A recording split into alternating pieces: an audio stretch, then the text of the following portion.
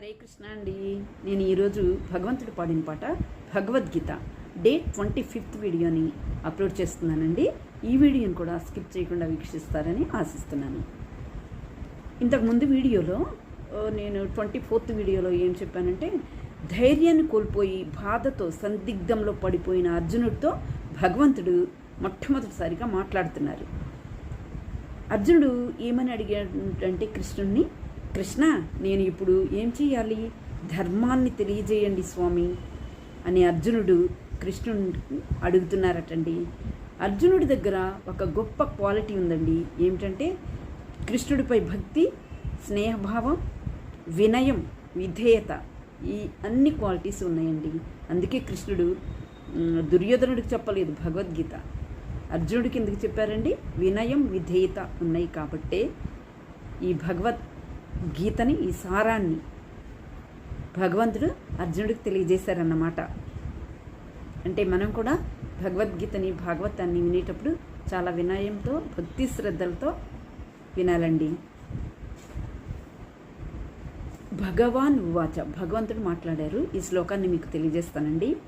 కుతస్త్వా కష్మలమిధం విషమే సముపస్థితం అనార్యజుష్టుమస్వర్గ్యం కీర్తికరమర్జున. ఈ శ్లోకంలో శ్రీకృష్ణ భగవానుడు అర్జునుడితో మాట్లాడుతూ ఏమన్నారంటే, ఓ అర్జున, ఈ క్లిష్టమైన పరిస్థితుల్లో నీకు ఇటువంటి ఆలోచన ఎక్కడి నుంచి వచ్చింది?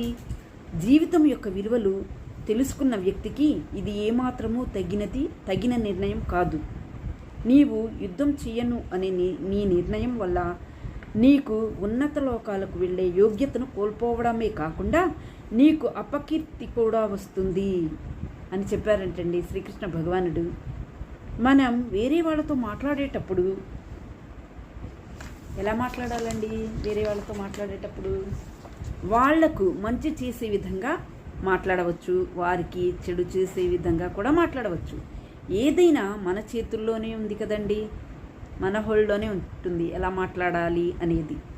భగవంతుడు అందరికీ ఒకే నోరు ఇచ్చాడు కదా, కానీ దాన్ని ఎలా ఉపయోగిస్తామో తర్వాత వచ్చే జీవితంపైనే ఆధారపడి ఉంటుంది కదా.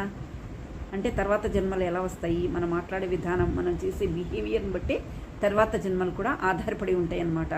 అందువలన మన నోటికి వచ్చినట్లు ఏది పడితే అది మాట్లాడకూడదండి. చాలా జాగ్రత్తగా ఆలోచించి మాట్లాడాలండి. నెక్స్ట్ వీడియోలో నేను కంటిన్యూ చేస్తానండి. హరే కృష్ణ.